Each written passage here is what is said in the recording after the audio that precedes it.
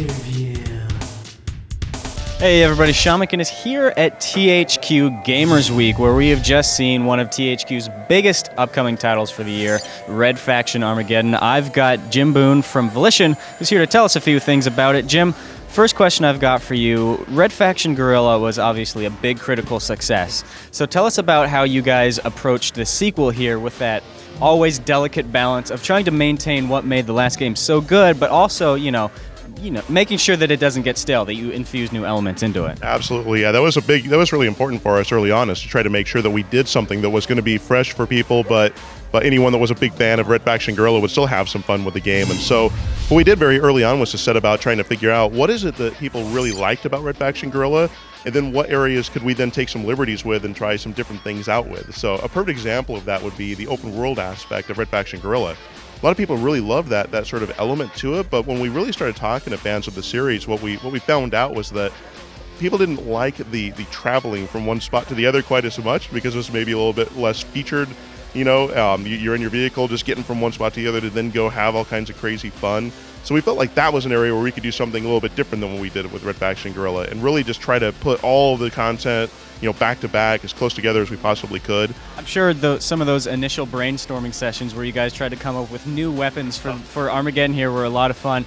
Tell us about the process behind thinking up new tech for the hero to use in this game, and which ones actually stuck around versus the ones that, you know, were left on the cutting room floor. Yeah, sure. It was a lot of brainstorming. We actually had a lot of meetings early on where our philosophy was, don't worry about how crazy or outlandish the weapon might be, just put it on the list. And we started on that with the designers, actually, where they came up with a bunch of different weapons and ideas, and then we actually expanded it to the whole team. We opened it up for everyone. Just like any idea that you have, we want to hear it. However crazy you may think it is, send it in. We want to take a look at it, because we want just a ton of ideas so we can start to whittle down. And so from that, so a perfect example, I think our signature weapon in the game, you always hear me talking about it, is the magnet gun. That was one where it was just one among many ideas that came in, and we're looking at it, and we started thinking about it a little more and thought, you know, that actually sounds like a pretty interesting idea. You know, maybe there's something to this thing. And because of the technology we had, we were able to do very rapid prototyping of this stuff. But then we were having a lot of fun with some of the slightly more bizarre weapons, and by that I mean things like the plasma beam, where it's kind of a simple concept in the grand scheme of things. It's a beam of destructive power, but the thought of being able to take this beam and use it like a knife almost and just cut through a building with it. So there's this massive building, you just slice it and the whole thing comes down. That was just a tremendous amount of fun for us. And so it was, a lot of brainstorming early on, and then getting that stuff in the game as quickly as we could. We didn't want to debate a lot of stuff as much as just play it. So, you know, like you say, obviously the crazy weapons, the eccentric powers you have are still there. The technology of destruction is still there, but you guys have sort of put it into a different foundation. It's a little bit more of a set path. You're going underground. Tell us about how the game unfolds in that way. You know, how the action unfolds in the game, and what's different about this one from Guerrilla? Guerrilla, sure. Well, so the game actually starts on the surface of Mars, when the surface is actually okay. It was very important to us that as you go through this journey, we wanted you to see all the major events that are going on in this world, rather than just hearing about it as some sort of history that was maybe a little more abstract to the gamer. So you actually start off on the surface. You're responding to a threat to the terraformer, which is the function that allows you to be able to breathe on the surface of Mars, and you're trying to get to this threat and to take care of it. And as you might surmise from the name of the game, Armageddon, doesn't work out quite so well, and so everyone has to go beneath. And so we actually fast forward 10 years into the future. It gives us a chance to kind of give a little bit of a different look to Darius as a result of that, and different technologies come about.